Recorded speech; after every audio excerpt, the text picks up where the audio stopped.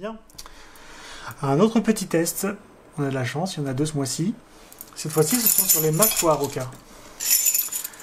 J'ai commandé un petit florilège pour essayer, pour voir avec vous et sans vous.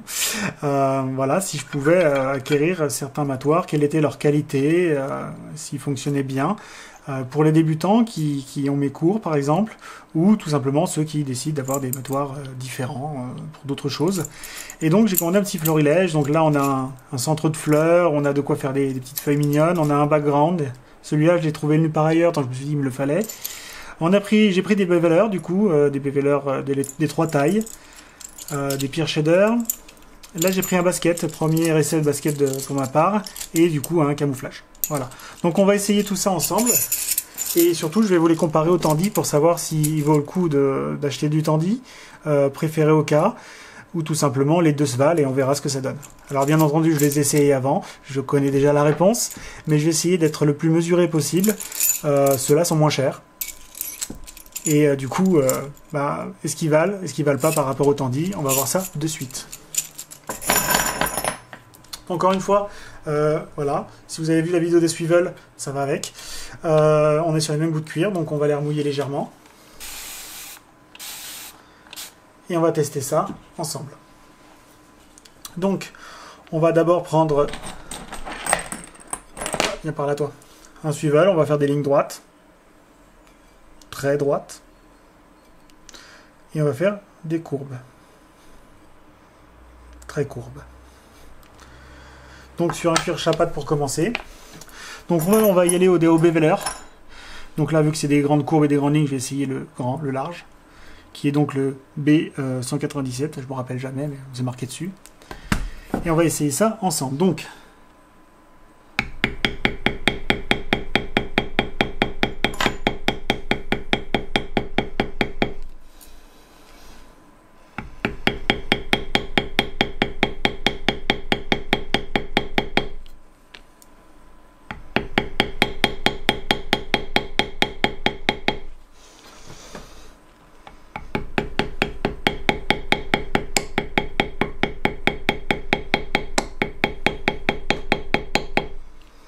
voilà une ligne de fait avec un Oka. Je vais tenter une courbe rapide.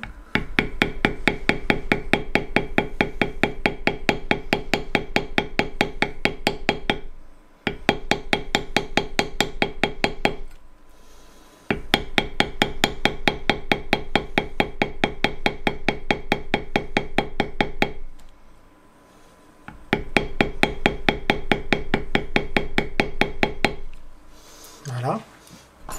Et donc du coup on va faire la même chose avec la seconde courbe avec un, comment on appelle ça, un Tandy. Ça fait longtemps que je ne les ai pas réutilisés, en général j'utilise d'autres types de matoirs maintenant. On va voir ce que ça donne.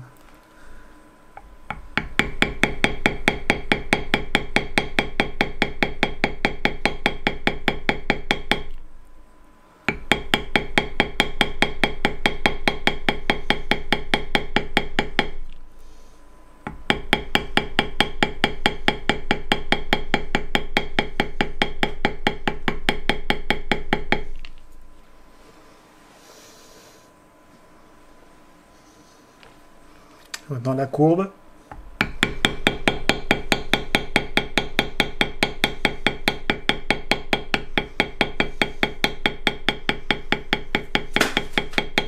On se casse la gueule. C'est génial.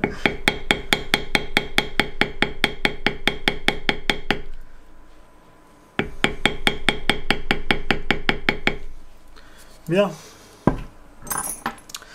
Alors ici, on va voir que en fait, ça fait justement aucune différence. Au niveau du frappage, on peut entendre que je l'ai frappé à la même façon, de la même intensité. Ça fait exactement la même chose. On est sur la même inclinaison. Quand je parle d'inclinaison, je parle bien sûr de profondeur. On est exactement sur la même chose. Le matoir en lui-même, il me semble qu'il est un peu plus court. Donc attention, si vous avez des mains immenses, il fait 1,5 cm de moins. Voilà. Est-ce que c'est pour ça qu'il coûte moins cher? Je ne saurais jamais. Voilà. Le grip est très correct. Il est même un peu plus grippable que celui-là. Oui. Au niveau finition, les deux se valent plus ou moins. C'est-à-dire qu'on est sur une finition chrome, hein, tout ce qui est de plus chrome. Les pointes là où l'outil tape sont un peu plus prononcées, enfin quand je dis les pointes, je dis les têtes, là où l'outil tape est un peu plus prononcé qu'un Tandy. La taille du grip est un tout petit peu plus grande, de 1,5 cm sur un Oka. Mis à part ça, voilà, la tête en elle-même est vraiment... elle a une forme légèrement plus haute, mais l'inclinaison, on pourrait avoir l'impression qu'elle est plus inclinée, mais en fait il n'en est rien, on le voit à la frappe. C'est la même inclinaison sur les deux. Voilà. Donc ces deux-là, déjà au niveau beveler, c'est complètement similaire. Maintenant on va essayer avec un... c'est pas la même taille, mais on va faire avec des camouflages. Voilà l'empreinte d'un Tandy classique. Et l'Oka qui se balade dans un coin normalement. Où est-il? Voilà. Bon, celui-là est plus gros, mais bon, on va dire que c'est le même principe.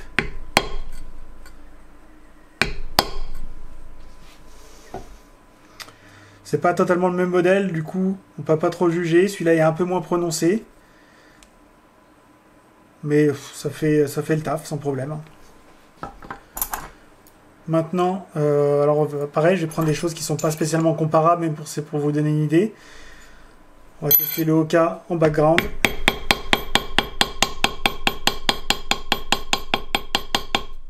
Voilà. Et du coup, le background de chez Tandy. Voilà, c'est légèrement différent, mais au final, ça donne à peu près la même chose.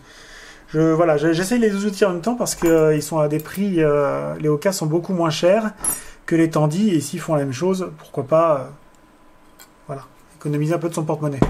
Un peu comme pour les Swivel, si les Swivel sont très très bons pour quasiment rien de plus, autant prendre un Oka, c'est beaucoup plus simple. Voilà, donc maintenant on va essayer tout simplement sur ça. Voilà, on va essayer de faire un motif entier ensemble.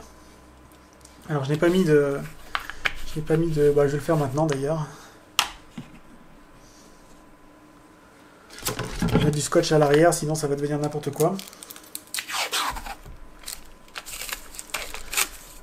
Parce qu'avec la force de frappe au fil du temps, et du coup, on finit par faire gondoler son cuir et c'est pas forcément top. Alors c'est des outils pour le cuir, hein, mais bien entendu, les ciseaux pour le cuir que j'utilise parce que j'ai rien d'autre sous la main. Voilà, ça ira. Hein. Hop. Voilà. De toute façon, tant que ça coupe quelque chose, c'est le principal. Voilà. Tout simplement, on va remouiller. Et là, on va complètement essayer ce qu'on peut en fait. On va tester le pire shader, on va tester le centre de fleurs, on va tester forcément les bevelers et tout ce qu'on n'a pas encore vu jusqu'à présent. On va commencer par le centre de fleurs, on va pas s'embêter. On le met au centre et on tape fermement. Voilà, ça nous fait un centre de fleurs, tout ce qui est de plus classique. C'est complètement suffisant d'ailleurs. Et maintenant, place au beveler. Alors là, pour les grandes lignes, je vais prendre le moyen, le gros même. Et on va partir sur des plus petits après. S'il y a besoin.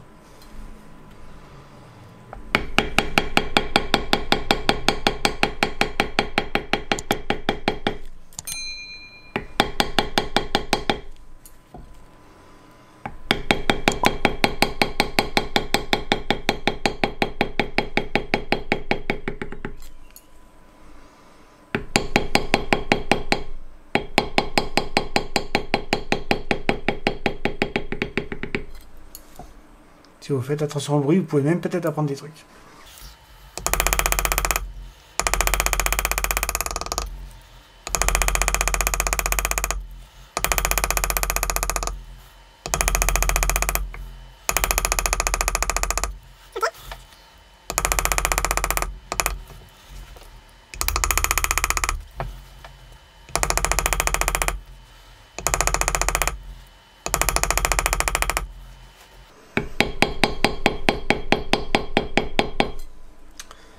Voilà.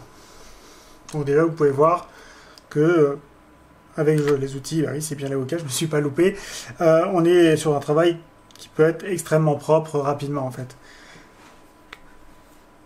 Donc là, je vais essayer de faire le centre avant de faire la fleur. Non, je vais d'abord faire les vines et je vais terminer par la fleur. Vous allez comprendre pourquoi.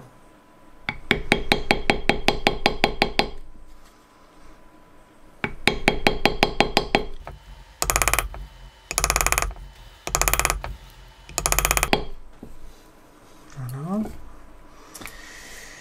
Et du coup, les vines qui sont à l'envers de ce que j'ai l'habitude, donc on va faire comme on peut.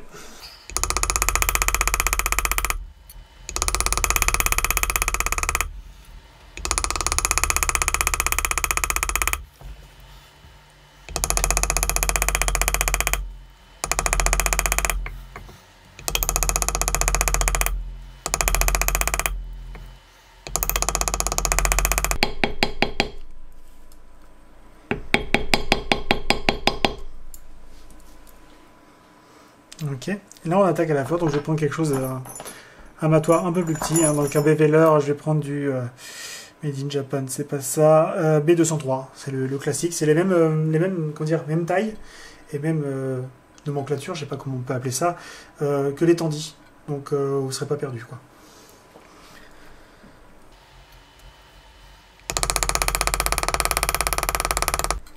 Et là en fait je passe sur la fleur en dernier pour pouvoir repasser par-dessus les vines. Tout simplement pour éviter que ça fasse des millimètres de trucs qu'on ne sait pas ce que c'est. Là, on sait que ça passe par-dessus. Donc on le fait après.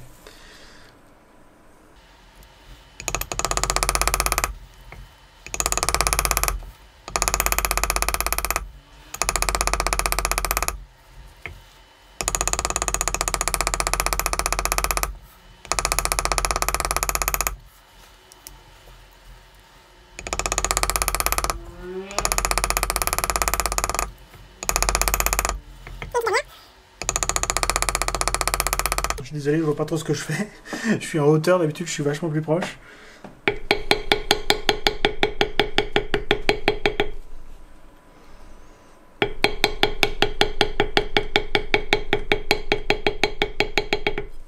Voilà. Donc voilà, donc Beveler moyen, même combat que le Tandy, hein, avec on peut faire ce qu'on veut, un petit peu ce qu'on veut. Voilà, ça donne ça. Maintenant on va essayer tout ce qui est Pear Shader.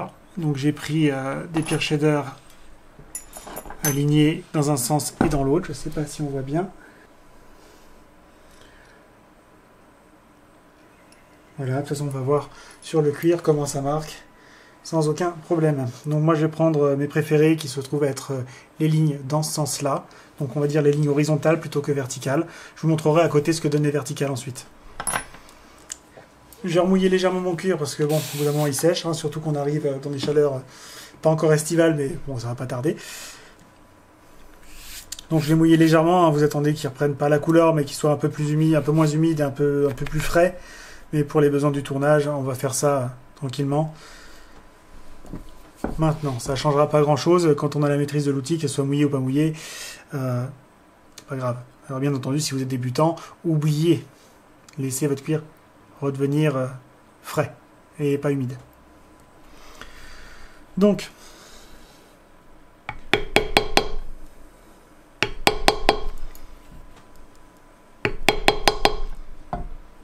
comme on peut voir, ça marque très très bien, ça fait le taf.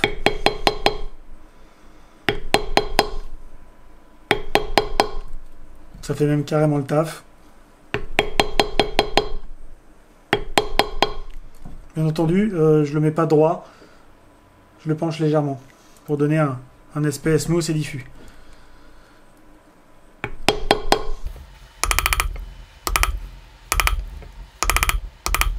Et le petit dernier, voilà.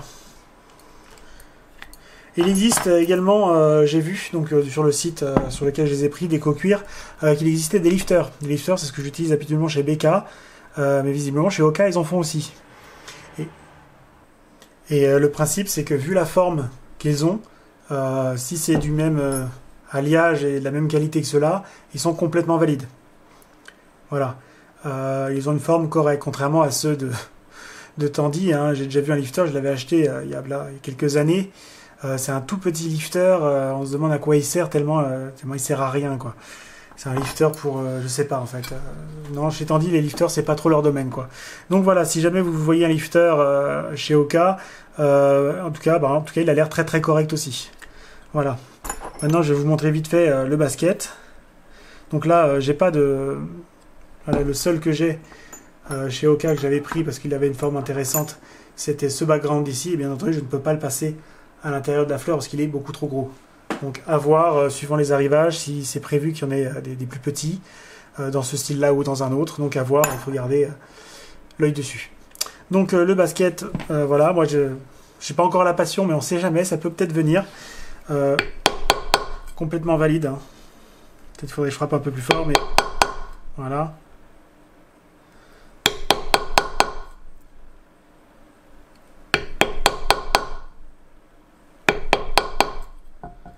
Alors là, forcément, je ne le fais pas bien parce que c'est pas dans ce style-là. Là, je me suis chié. Je suis pas encore coutumier du basket. Donc voilà. En fait, tout simplement, on le prend comme ça. Faites attention à ce qu'il soit bien droit. Je sais que certains utilisent des lignes pour ça. Donc bon, là, on va pas le faire. Voilà, tout simplement. Et tout simplement pour créer une texture sur un porte-carte, sur à peu près n'importe quoi, c'est relativement sympa, je trouve. Donc on va le faire là. Vous pouvez voir, c'est assez facile d'utilisation et ça donne un aspect franchement pas dégueu. Voilà. Donc voilà, il n'est pas super droit, j'ai pas suivi des lignes quoi que ce soit, il est un peu comme ci comme ça, mais c'est pour vous montrer surtout que le marquage est très très bon et pour des outils à moindre coût, vous pouvez tester votre basket comme vous le voulez. On va voir un petit peu d'autres trucs. Je vais remouiller un peu parce que pareil, hein, comme tout à l'heure, les chaleurs estivales. Donc là, j'ai pris ça. Je me suis dit que ça m'aiderait pour faire mes feuilles. Donc c'est un outil qui ressemblerait à un double beveler, mais il aurait des lignes dessus. Donc pour faire des lignes à l'intérieur d'une feuille, ça a l'air sympa. Donc je me suis dit, je vais le tenter. Voilà, le fait de voir l'outil, ces prix-là, j'en ai pris plus que si j'en aurais pris normalement. Donc voilà, tout simplement, ça donne ça. On va le voir mieux ici. Voilà. Voilà, ici on peut le voir. Il est vraiment pas mal. Et ce qui est pratique, que j'ai découvert donc, c'est qu'il ne suffisait pas de faire un trait comme ça et d'aller derrière. On pouvait le faire comme un beveler, avancer, tourner. Ce qui vous donne complètement ce qu'il faut en fait. Hein. Voilà, comme vous pouvez le voir, voilà, vous pouvez faire vos feuilles comme vous voulez. Vous voulez faire des textures hautes, vous voulez les mettre sur les tranches parce que ça vous donne un petit aspect sympa. Libre à vous, sans problème, ça fonctionne aussi. Donc voilà. Donc pour vous montrer la différence entre les deux que j'ai fait tout à l'heure. J'ai mal fait. Voilà. Et le second, après c'est une question de goût et sans doute de règles de Sheridan qui me sont obscures. Voilà, dans un sens vous l'avez comme ça, et dans l'autre, vous l'avez droit, horizontal et vertical. Mais ça, bon, après, les connaisseurs savent très bien où va quoi. Et donc, pour finir, on l'avait vu tout à l'heure, mais bon, voilà, le camouflage, qui est donc indispensable, hein, certaines fois, soit pour décorer, soit tout simplement pour camoufler un bord de basket, hein, ou un bord d'autre chose. Donc là, pas de souci, hein, ça marque très très bien. Donc du coup, ce que je pense de ces outils par rapport, si on prend la différence entre un Tandy, on va prendre celui-là par exemple, et pas celui-là, c'est un Tandy, bon, on va prendre celui-là. Et donc voilà, les deux sont similaires. Ils sont franchement similaires, il n'y a pas à dire. La tenue dans le temps, je sais que les Tandy ont tenu. Bon, certains se sont un petit peu enlevé le chrome, laissant apparaître du cuivre, puis laissant apparaître je sais pas trop quoi. En général, c'est assez rare. Hein. Celui-là, je m'en suis servi pendant 4 ans, je pense, à peu près. Il n'a pas bougé. Celui-là, de tous les tests que j'ai fait jusqu'à présent, il est très agréable à toucher. Ils font à peu près la même épaisseur de manche. Voilà. Les finitions sont très soignées, comme l'un comme pour l'autre. Sauf que il y en a un qui est moins cher. Voilà. On remercie nos amis japonais. Aussi bien pour des swivels que pour des matoirs, des bevelers. on trouve moins cher chez les Japonais. Voilà. Donc à vous de choisir.